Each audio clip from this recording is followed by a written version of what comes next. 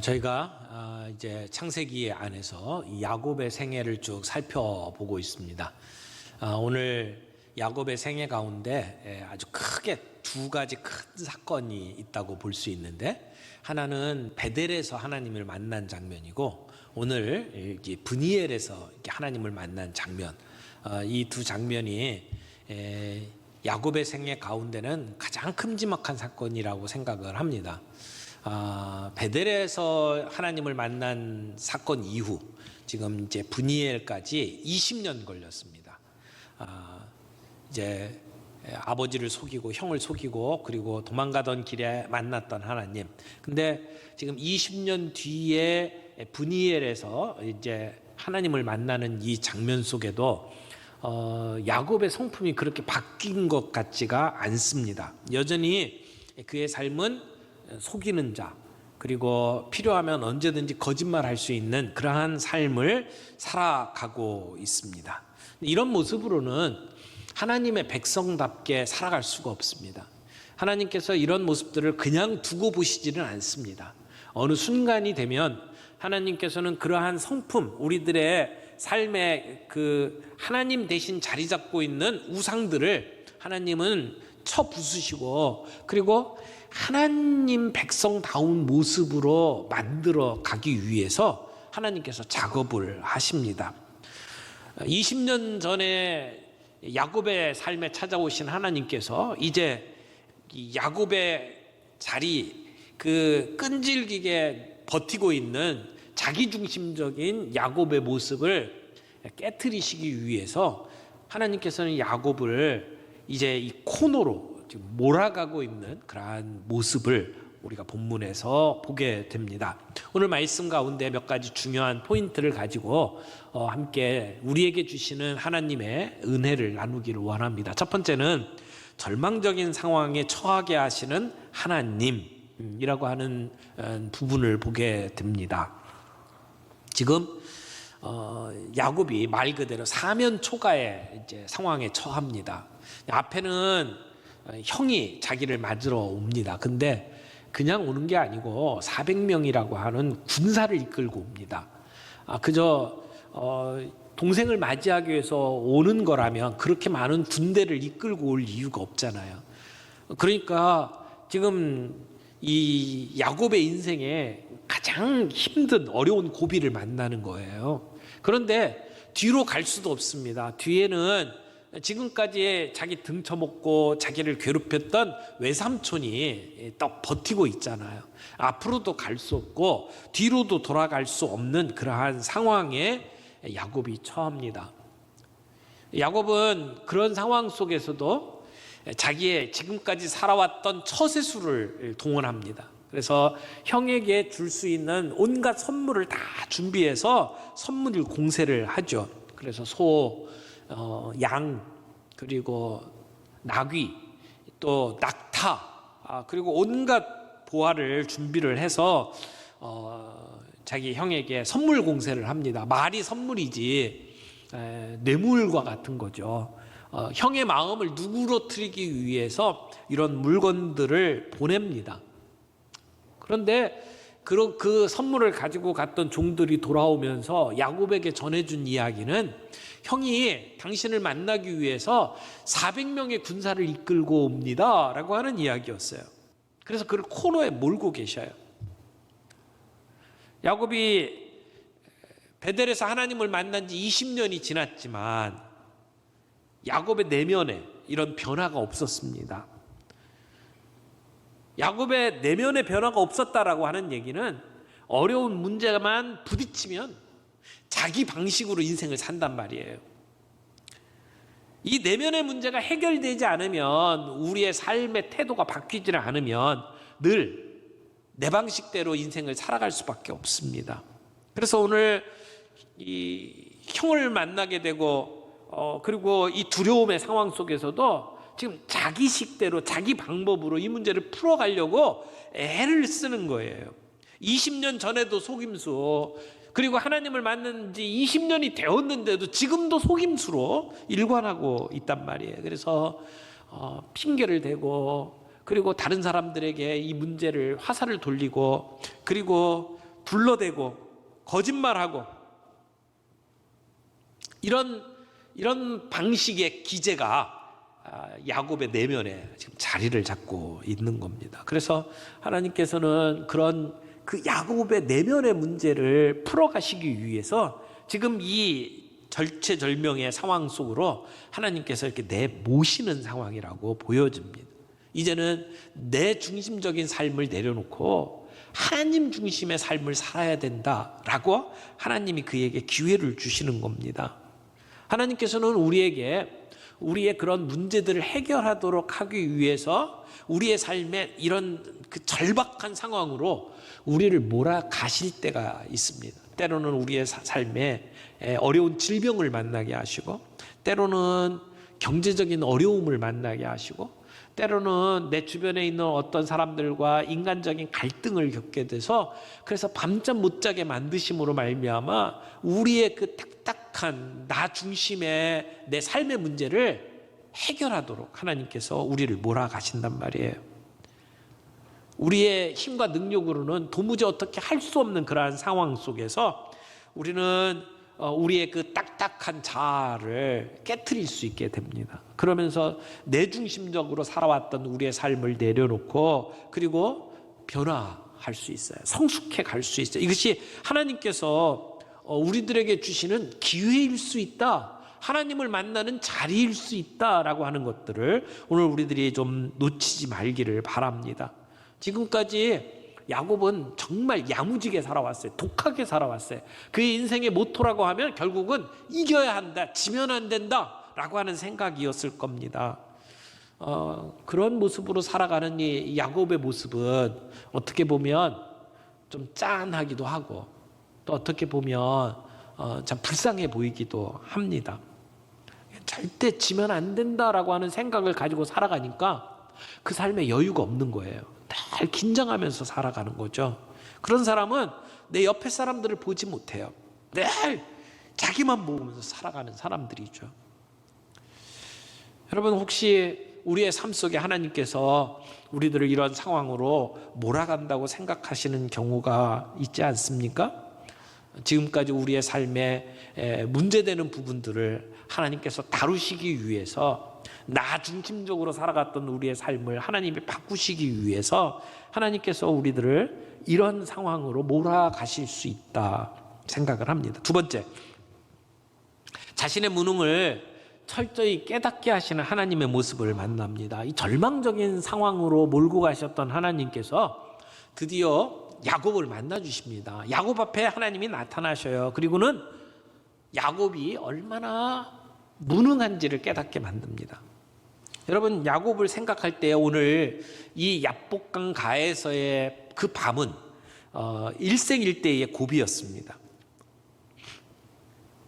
그 야곱의 삶을 이제 인생 1막, 2막, 3막으로 이렇게 풀어서 설명을 좀 하자면 아마 이렇게 설명을 할 수 있을 것 같아요. 야곱의 인생 1막은 형 에서를 극복하는데 전력을 쏟은 시간이라고 말할 수 있을 것 같아요. 쌍둥이로 태어났는데 태어나 보니까 동생이 돼버린 거예요. 그 몇 초 차이로 자기가 장자가 아니에요. 둘째예요. 내 인생의 모든 결정들이 이루어지는 게 내가 둘째라고 하는 것 때문에 이 당하는 그 손해가 얼마나 큰지가 보이는 거예요. 그래서 나는 형을 이겨먹어야 되겠다라고 하는 것이 야곱의 이게 인생의 모토가 돼버린 거죠. 그래서 형의 발 뒤꿈치를 이렇게 잡고 나왔다고 했던 야곱이 형을 속입니다. 아버지까지 속입니다.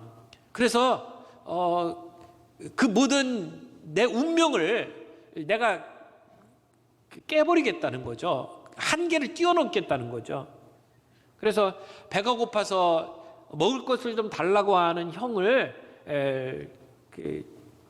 팥죽 한 그릇에 장자권을 이렇게 빼앗아 가게 되고, 그리고 아버지가 축복하는 그 기도의 자리에 마치 자기가 형 에서인 것처럼 속이고 그 자리에 들어가서 그 모든 축복을 내 것으로 만들고 싶어 합니다.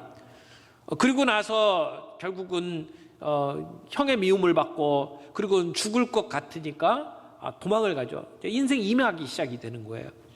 그래서 찾아간 바단 아람 그곳에서 야곱은 그 공허한 삶을 뭘로 채웁니까? 아리따운 여자로 채웁니다. 라헬, 그녀를 나의 아내로 삼기만 하면 내 인생은 행복할 거야 라고 생각을 하고 라헬을 얻기 위해서 외삼촌의 집에 종살이를 14년 동안 하죠. 그리고 결혼을 하고 살아가는 그 삶이 늘 집착하는 삶이 됩니다.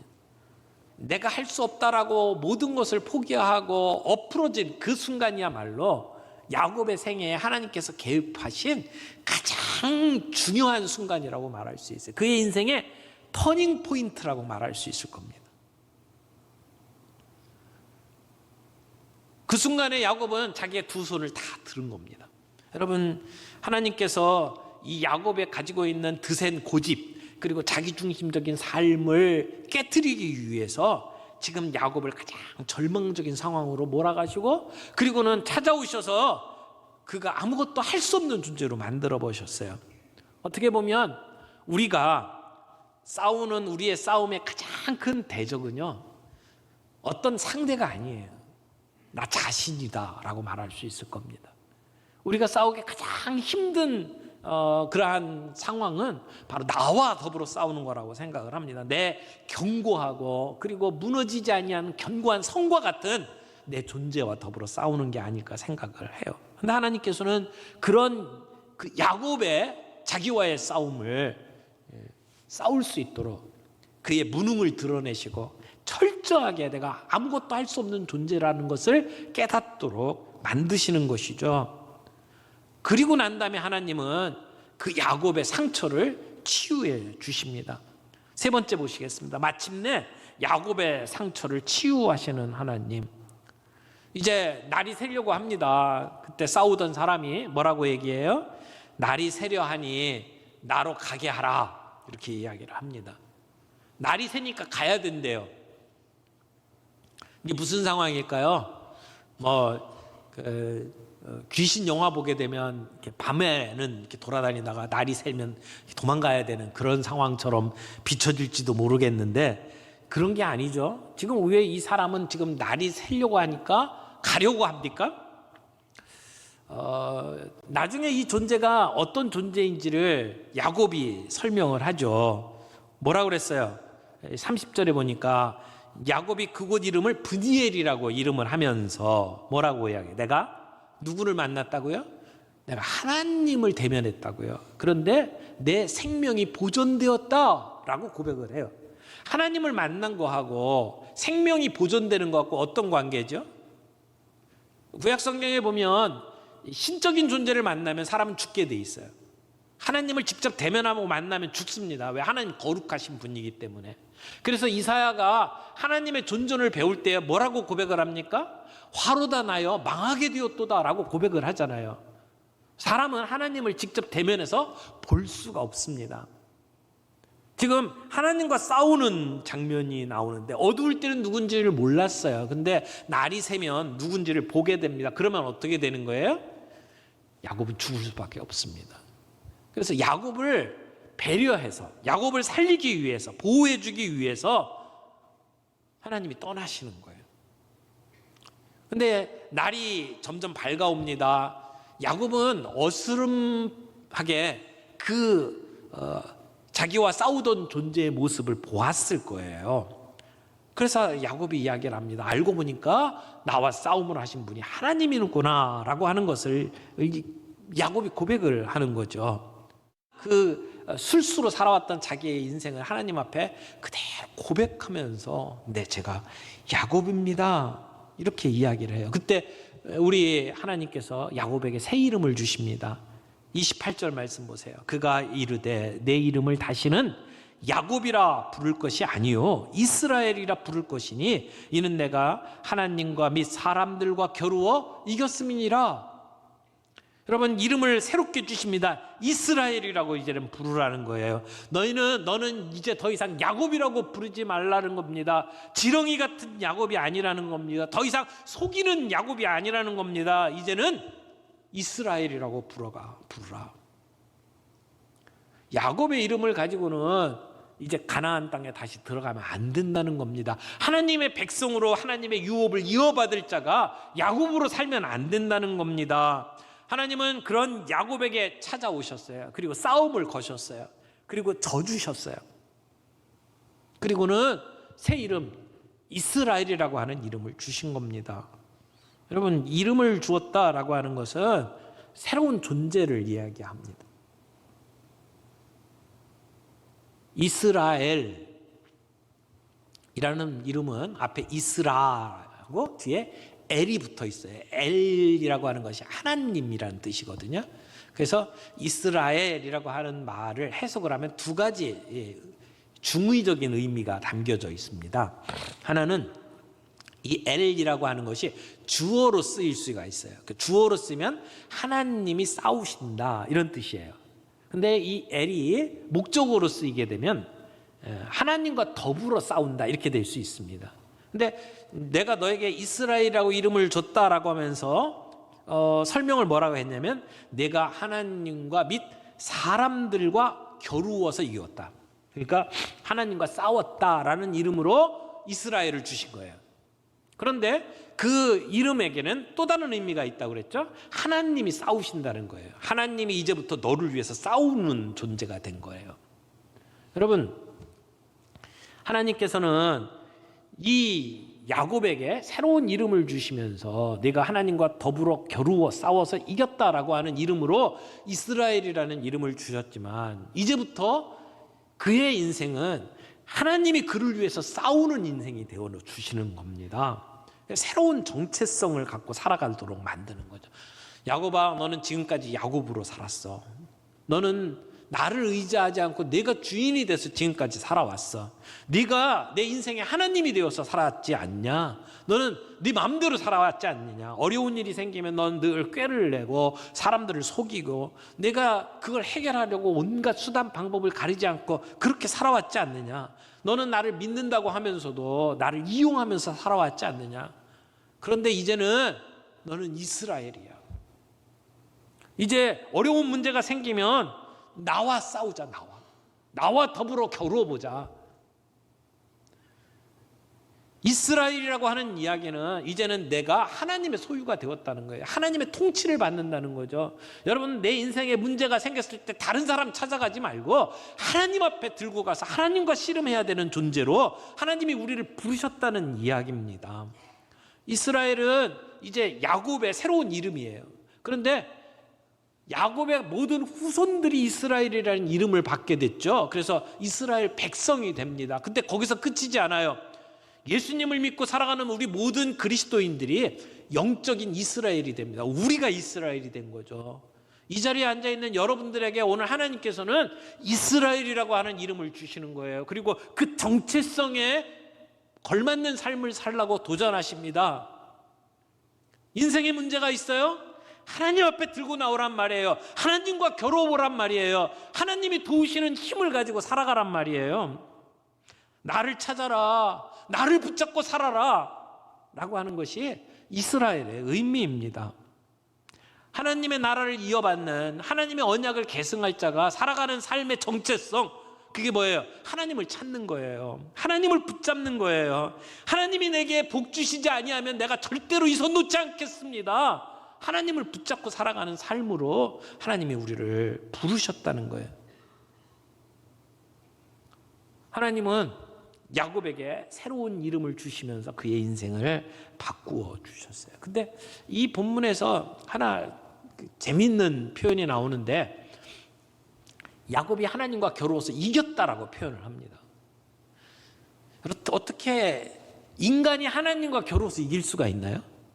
지금 야곱이 힘이 좋아가지고 뭐 젖먹던 힘까지 다 쏟아가지고 그래서 이 하나님과 싸워서 이겼을까요? 이게 육체적으로 싸워서 이겼다는 의미는 분명히 아니에요. 근데 하나님이 어떻게 야곱에게 졌어요? 하나님이 인간과 싸워서 지나요? 있을 수가 없는 일이잖아요. 그러면 여기서 야곱이 이겼다, 하나님이 졌다, 이게 무슨 의미일까요? 하나님은 이 밤에 야곱을 찾아와서 싸움을 거셨어요.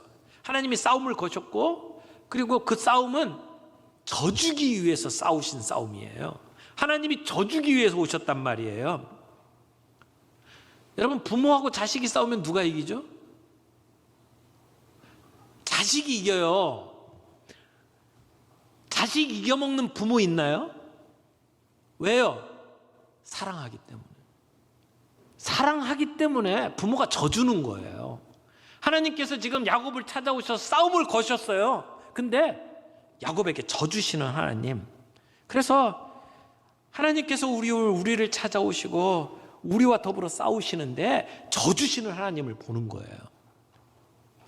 근데 이 본문을 칼빈 선생님이 이렇게 주석을 달았어요. 칼빈 주석에 보니까 제가 읽어드릴게요. 하나님께서는 우리를 대항해서 싸우는 동시에 우리를 위해서도 싸우시는 것이다.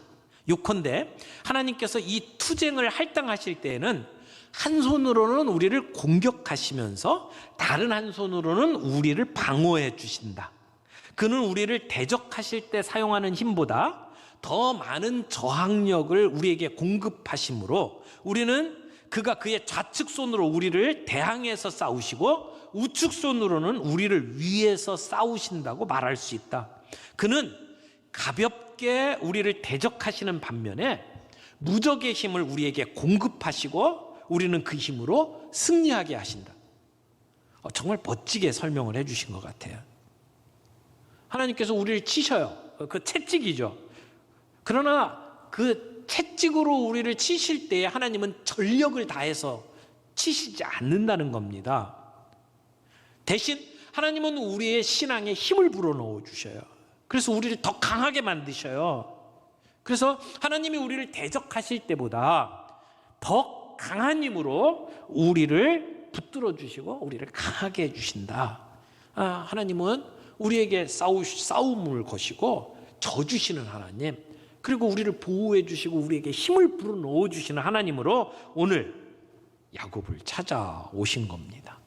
근데 야곱이 하나님의 얼굴을 배웠어요. 그래서 하나님의 얼굴이라고 하는 의미가 브니엘이에요. 오늘 브니엘의 경험을 한번 생각을 해보세요. 하나님을 만났어요. 하나님의 얼굴을 보았어요. 야곱이 본 하나님의 얼굴은 어떤 모습일까요? 밤중에 싸움을 걸어왔을 때에 야곱은 하나님의 얼굴을 못 봤어요. 근데 그때 하나님을 어떻게 생각을 했을까요? 야곱의 생각에는 나를 죽이러 왔구나. 그래서 보이지는 않지만 그 상대방의 얼굴은 죽음의 얼굴이라고 생각을 했을 거예요. 그런데 해가 동토오기 시작을 하면서 어스름하게 지금 하나님의 얼굴을 야곱이 봅니다. 근데 그때 보았던 하나님의 얼굴, 그 얼굴은 사랑의 얼굴이었어요. 져주기 위해서 오신 얼굴. 죽음보다 더 강한 사랑의 얼굴로 하나님께서 야곱을 찾아오신 겁니다. 야곱은 처음 씨름을 시작할 때는 죽겠구나라고 생각을 했을 겁니다. 그러나 결국 그 새벽에 만난 하나님은 야곱에게 복 주시기 위해서 오신 사랑의 얼굴이었습니다. 싸움을 걸고 끝내 져주시는 하나님의 모습, 그리고 그 하나님의 얼굴은 결국 야곱에게 복 주시기 위해서 찾아오시는 하나님의 사랑의 얼굴이었을 것이라는 것이죠. 결국 모든 것을 할 수 없는 그 상황 속에서 야곱은 내가 가지고 있던 꾀, 내가 가지고 있던 속임수, 모든 것 다 내려놓고 하나님만 붙잡았잖아요. 그때 그는 생명의 하나님을 보게 된 겁니다. 진짜 하나님의 얼굴을 뵙게 된 것이죠. 하나님의 얼굴을 대면했지만 야곱은 죽지 않았어요. 그러나 대가가 있어요. 그는 평생 절개됐습니다. 그가 하나님을 단독으로 만나고 하나님의 그 사랑의 얼굴을 배웠던 그 야곱이 그 이후에 삶을 한번 보세요. 그는 그 이전에 팔팔했던 인생이 아니에요. 도끼 어린 얼굴로 이겨야 되겠다라고 생각했던 인생이 아니에요.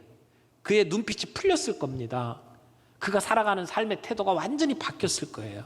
쩔뚝거리면서 살아가는 그의 인생에 대해서 월터 브루그만은 이렇게 표현을 했습니다. 절뚝거리는 승리.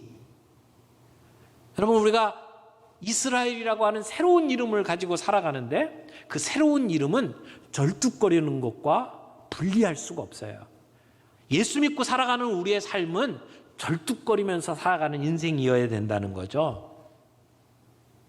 하나님은 야곱에 이겨야만 된다. 내가 형을 이기고 내가 외삼촌을 이기고 내가 모든 싸움에서 이겨야만 됐다라고 했던 그 눈빛, 그 도끼를 이 순간 제거해 버리시고 이제는 하나님의 말씀 앞에 순종하는 삶으로 살아갈 수 있도록 만들어 주신 거죠.